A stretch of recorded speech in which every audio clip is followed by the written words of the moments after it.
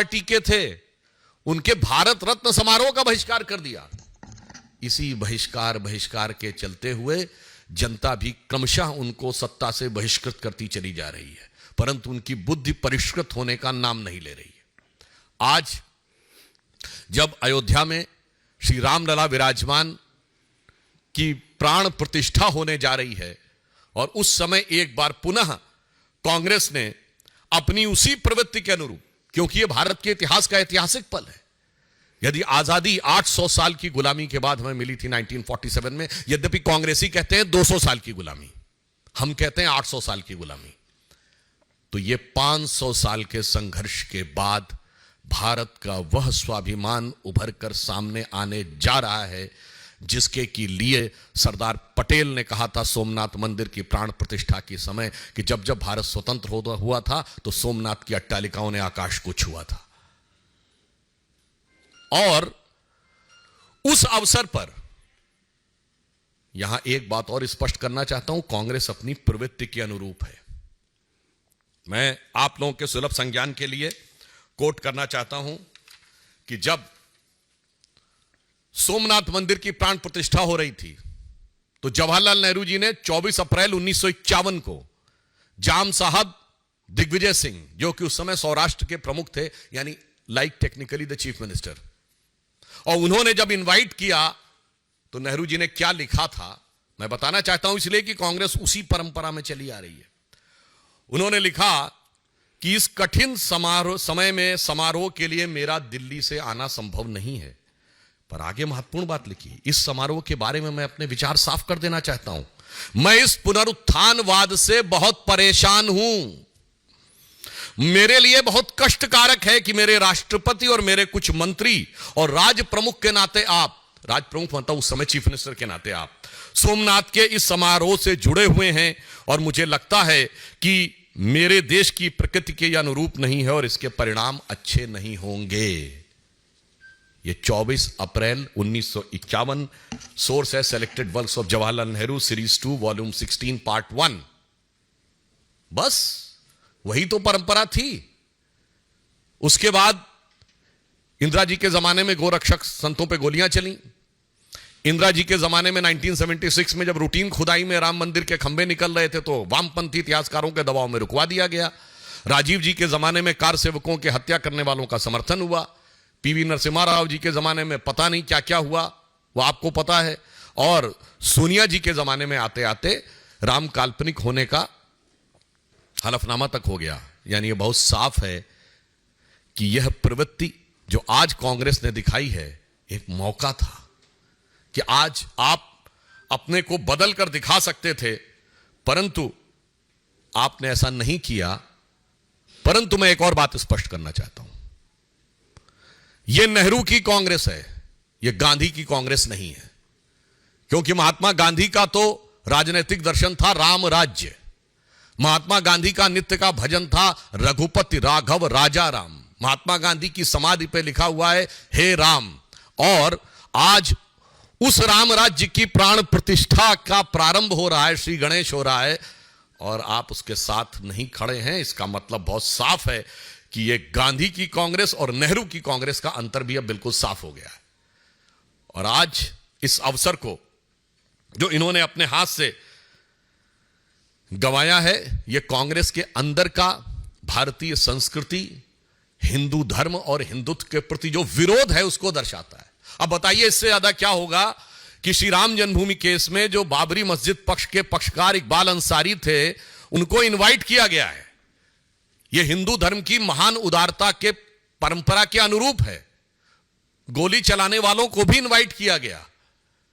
बताइए वो आने को तैयार हैं जो मुख्य पक्षकार थे, मगर चंद कट्टरपंथी वोटों की तिजारत की गला काट प्रतिस्पर्धा में कांग्रेस और कांग्रेस गोत्र के सारे दल, कांग्रेस की परंपरा के सारे दल आज हाहाकार मचाने को तैयार है। मतलब आपने हिंदी में कहावत सुनी होगी ना कि मुद्दई सुस्त गवाह चुस्त। यहां तो मुद्दई साथ में आके खड़ा हो गया है, मगर इसके बावजूद इन लोगों के मन में अभी भी वह लोभ दिखाई पड़ रहा है।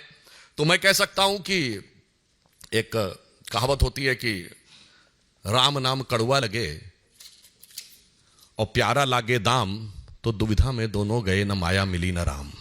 मैं स्पष्ट कर देना चाहता हूं, इस प्राण प्रतिष्ठा का बहिष्कार करके कांग्रेस पार्टी और कांग्रेस की परंपरा, कांग्रेस गोत्र के जितने दल हैं, उन्होंने ये स्पष्ट कर दिया है कि वो राजनीतिक दृष्टि से निष्प्राण तो होते ही जा रहे थे, अब उनकी प्रतिष्ठा भी समाप्त हो गई। श्री नरेंद्र मोदी जी के प्रति आपके मन में जो भी ईर्ष्या है, द्वेष है, इंफीरियरिटी कॉम्प्लेक्स है, उसको लेकर आप भारत के विरोध तक चले जाते थे, आज भगवान के विरोध तक चले गए। इसलिए मैं यह भी स्पष्ट करना चाहता हूं कि एक बार श्री राम जन्मभूमि ट्रस्ट ने जब इनवाइट किया था तो उन्हें सद्बुद्धि आई होती तो शायद वो अपने पूर्व कर्मों का परिष्कार करने के लिए आ जाते। वैसे कांग्रेस पार्टी के अंदर ही कई नेता इसका विरोध कर रहे हैं, क्योंकि शायद उनके मन में यह भी हो, वो जो एक पुराना भजन है ना, मैली चादर ओढ़ के तेरे द्वार पे कैसे आऊं, क्योंकि इतने पाप किए हुए हैं उन्होंने, परंतु आज उस पाप के परिमार्जन का अवसर था, वो भी आपने छोड़ दिया है। तो इसके लिए मैं रामचरितमानस की एक चौपाई कहता हूं कि आकाश से जल, मतलब जो बादल हैं, अमृत तुल्य जल क्यों ना बरसा दें, बेंत का जो वृक्ष होता है ना, उस पे फूल नहीं उगते कभी, बेंत पे फल और फूल नहीं आते, बैम्बू जिसको कहते हैं। उसी प्रकार विरंच अर्थात ब्रह्मा जी के जैसा भी आपको योग्य गुरु मिल जाए, फिर भी जो मूर्ख लोग होते हैं, इसे शब्दशः ना कहा जाए, मूर्ख लोग होते हैं, उनके हृदय में चेतना नहीं उत्पन्न होती।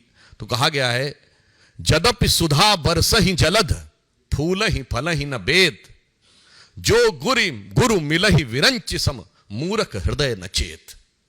इस कारण से उनके हृदय में यह चेतना नहीं आ पा रही है। परंतु मैं अंत में पुनः स्पष्ट करना चाहता हूं कि हर ऐतिहासिक अवसर का विरोध करते करते कांग्रेस ने आज भारत, भारतीयता के श्रेष्ठतम मूल्यों के प्रतीक भगवान श्री राम के मंदिर की प्राण प्रतिष्ठा का बहिष्कार करके यह दर्शा दिया है कि उनके लिए राजनीति, और राजनीति में भी कट्टरपंथ की राजनीति, हम किसी समुदाय की बात नहीं कर रहे हैं, कट्टरपंथ की राजनीति अधिक महत्वपूर्ण है और राष्ट्र के आदर्श और प्रेरणा कम महत्वपूर्ण है।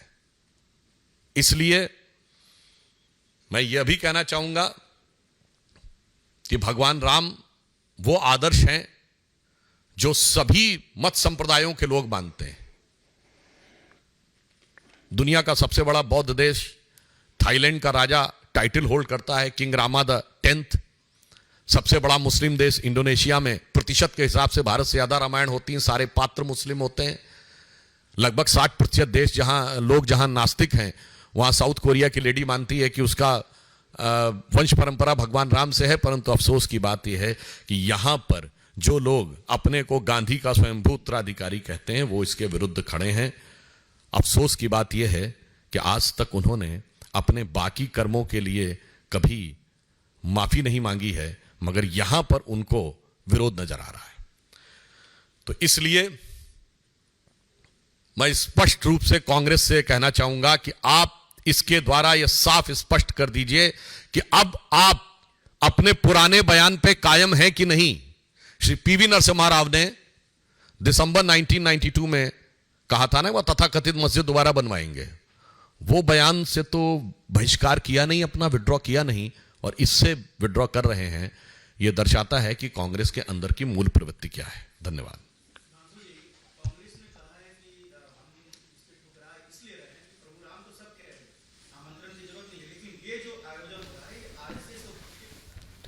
तो देखिए, सुधांशु त्रिवेदी बीजेपी प्रवक्ता कांग्रेस के निमंत्रण ठुकराने पर ट्रस्ट के द्वारा निशाना और भगवान के द्वार पर अपना पराया किसको नजर आता है? भगवान के द्वार पर इस दल और उस दल का कौन नजर आता है? परंतु हमने तो कभी नहीं कहा कि श्री राम जन्मभूमि के विरोध में आपके नेता वकील का चोला ओढ़कर खड़े होते थे। इसलिए इसका किसी संगठन विचार से कोई मतलब नहीं। यह भारतीय संस्कृति, भारतीय परंपरा के श्रेष्ठतम मूल्यों का प्रतीक है। इसलिए इसके बारे में वो करना सिर्फ एक बहाना ढूंढना है। जैसे किसी को कोई कार्य न करना हो तो वो बहाना ढूंढता है कि किस आधार पे हम इस चीज के में अवरोध उत्पन्न करें। तो चूंकि ये सदा सर्वदा से अवरोध उत्पन्न करते रहे थे, तो अंतिम समय पे भी कुछ ना कुछ विघ्न उत्पन्न करने का प्रयास कर रहे हैं। परंतु आप आश्वस्त रहिए, महान भारत की विकास यात्रा की प्राण प्रतिष्ठा मोदी जी के नेतृत्व में हो चुकी है और अब भारत के सांस्कृतिक उत्थान और सांस्कृतिक गौरव की प्राण प्रतिष्ठा और सांस्कृतिक स्वाभिमान की प्राण प्रतिष्ठा श्री राम जन्मभूमि ट्रस्ट के द्वारा, इस कार्यक्रम के द्वारा हो रही है।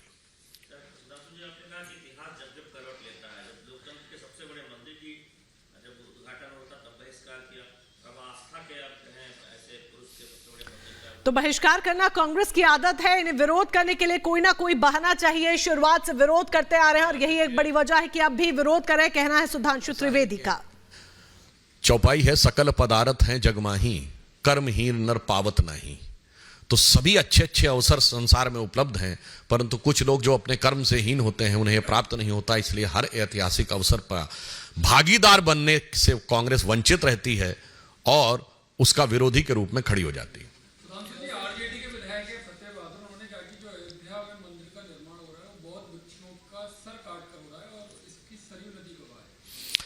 देखिए, ऐसा है कि कुछ लोग चंद विदेशी इतिहासकारों के द्वारा पढ़े गए इतिहास के से उनके दिमाग इतने भरे हुए हैं कि उसके लिए क्या कहा जाए। वैसे तो उनसे अगर पूछा जाए कि कौन सी किताब में लिखा है तो वो बता नहीं पाएंगे। तो उनके लिए मैं एक ही पंक्ति कहना चाहूँगा कि अपने वतन पर सदियों तक है रही हुकूमत गैरों की, लेकिन कुछ चेहरों पर अब तक धूल है उनके पैरों की। ये लोग उसी कैटेगरी के हैं।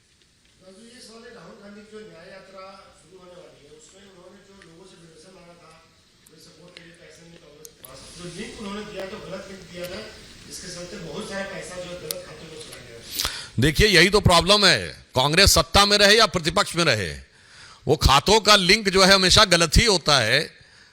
यहां से दिया जाता था, पता नहीं खाते विदेश में होते थे, वहां पहुंच जाता था। वो नेशनल हेराल्ड का दिया गया हो, कौन से खाते में पहुंच गया जाके। तो इसमें कोई आश्चर्यजनक बात नहीं है। ये तो इधर का माल उधर और उधर का माल इधर करने वाली कांग्रेस की पुरानी प्रवृत्ति के अनुरूप है।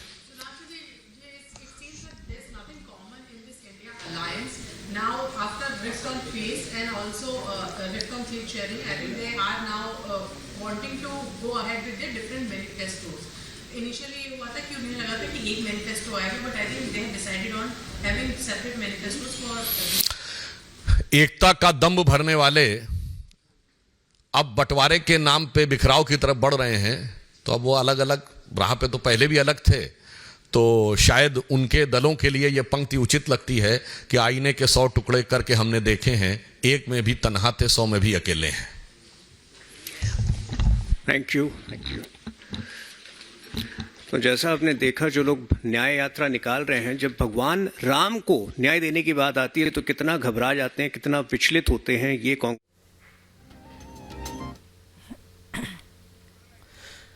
तो न्योता ठुकराने पर कांग्रेस पर हमला बोला है सुधांशु त्रिवेदी ने। कहा गया है बहिष्कार कांग्रेस की आदत है। कहना है भारतीय जनता पार्टी का चंद कट्टर वोटों के लिए ऐसा किया जा रहा है। नेहरू और गांधी की कांग्रेस का अंतर साफ हो जाता है, राम राज्य महात्मा गांधी का नहीं, ये कहना है बीजेपी का। बड़ी जानकारी आप तक पहुंचा दे प्रेस कॉन्फ्रेंस के माध्यम से।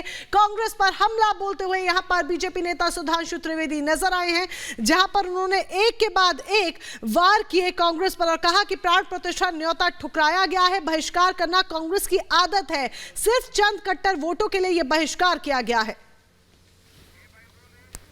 वो उस अवसर के साथ खड़े न होकर उसका बहिष्कार करते हैं। अभी हाल में आपने देखा, चंद महीने पहले की बात है, पिछले वर्ष की, नई संसद भवन के उद्घाटन का बहिष्कार किया। भाई, नई संसद भवन 150 वर्षों तक चलेगी, इसका भारतीय जनता पार्टी अथवा प्रधानमंत्री श्री नरेंद्र मोदी जी से तो कोई मतलब नहीं है। उस ऐतिहासिक अवसर का बहिष्कार किया, जबकि उल्लेखनीय यह है कि अंग्रेजों के जमाने की संसद का बहिष्कार नहीं हुआ था, वॉइसरॉय के टाइम में।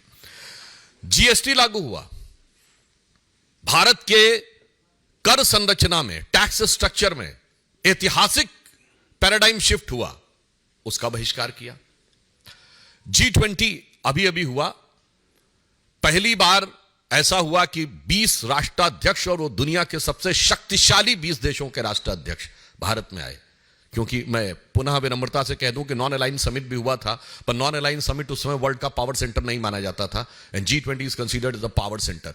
उसमें महामहिम राष्ट्रपति के द्वारा दिए गए भोज का बहिष्कार किया। अरे भारत की शक्ति का कितना बड़ा उद्भव था। हमारे पूर्व राष्ट्रपति रामनाथ कोविंद जी और द्रौपदी मुर्मू जी के अभिभाषण का बहिष्कार किया, जबकि वो हमारे राष्ट्र के प्रथम नागरिक हैं, परंतु ये एक संयोग की बात थी। देखिए, एक अनुसूचित जाति से थे, एक अनुसूचित जनजाति से थी, इसके बावजूद आपने बहिष्कार किया, और अभिभाषण का बहिष्कार करके आपको मिलना क्या था, यह भी बहुत स्पष्ट था। याद करिए, कारगिल विजय दिवस 2004 के बाद 2009 तक नहीं होता था। क्यों कांग्रेस ने बहिष्कार किया था कारगिल विजय दिवस का? भारतीय जनता पार्टी के प्रखर प्रतिरोध के बाद आधे अधूरे मन से रस्म अदायगी के लिए 2009 के बाद शुरू किया, और अब हम उसको गर्व के साथ मनाते हैं। जब मई 1998 में पोखरण विस्फोट हुआ अटल बिहारी वाजपेयी जी की सरकार के नेतृत्व में, कांग्रेस ने 10 दिन तक बयान ही नहीं दिया, और फिर उसके बाद भी नकारात्मक प्रकार की प्रक्रियाएं, जबकि भारत ने पहली बार ये कहा था कि we have declared now we have become the nuclear state. कितना बड़ा ऐतिहासिक परिवर्तन था, परंतु उसके भी ये विरोध में खड़े हो गए। और तो और पूर्व राष्ट्रपति प्रणब मुखर्जी जी, जो आप ही की पार्टी के थे, उनके भारत रत्न समारोह का बहिष्कार कर दिया। इसी बहिष्कार के चलते हुए जनता भी क्रमशः उनको सत्ता से बहिष्कृत करती चली जा रही है, परंतु उनकी बुद्धि परिष्कृत होने का नाम नहीं ले रही है। आज जब अयोध्या में श्री रामलला विराजमान की प्राण प्रतिष्ठा होने जा रही है, और उस समय एक बार पुनः कांग्रेस ने अपनी उसी प्रवृत्ति के अनुरूप, क्योंकि यह भारत के इतिहास का ऐतिहासिक पल है।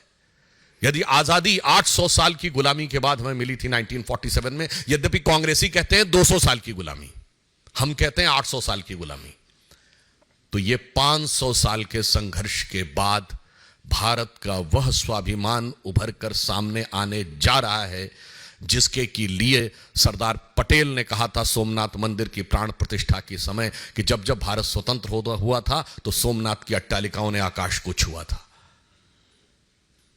और उस अवसर पर यहां एक बात और स्पष्ट करना चाहता हूं, कांग्रेस अपनी प्रवृत्ति के अनुरूप है।